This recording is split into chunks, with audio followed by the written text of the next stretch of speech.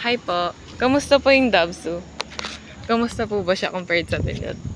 I like it. It's so much more fresh. Fresh! And you're saying you hate the smell of the sewers. It is true. There's sewers, but like much more trees and it's much more open. Really? Oh, true. There's Yeah, not much trees the last time I went there. You went in Manila, but you know how cramped that is. Yeah. Because, you know, it's Manila, it's very populated. Look at this. So many spaces. Oh, what the fuck? Stick! Okay.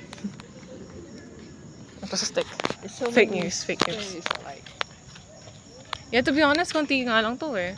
Kasi yung main problem namin sa loob, walang trees. So the only part you're gonna see is that has trees a lot is here at the back and in there. That's the biggest problem of Dabsu. Kaya nga ang init eh. Pero dahil, ewan ko bakit hindi mainit sa ano. Sa inyo. yeah, I don't know. Is it because it's like, ano?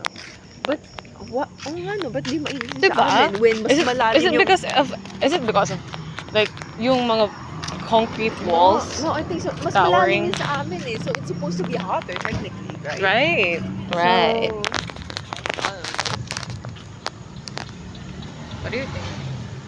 Girl, you're the art student. You should know. That's the dog. Dito siya yung aircon. Dito siya yung aircon. Palagi umano eh. Palagi umulan sa amin eh. Yeah, that's the problem. It's always raining sa inyo. At It's saka- always like humid or something. Yeah, actually, maybe kaya ganun. Right? Kaya hindi siya ganun kainit kasi may ulan. Yeah. Kasi meron tao sa oras na to. May event ba sa ano? Sa It's loob? Christmas. What?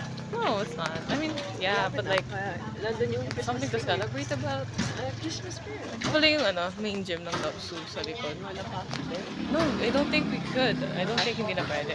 Oh, okay. You're nakapambahay sis. Kung naka-uniform ka, pwede pa. Yung nakapang-alis ka kanina, baka kami napapasok pa tayo. Kahit sa mga. Done tayo once.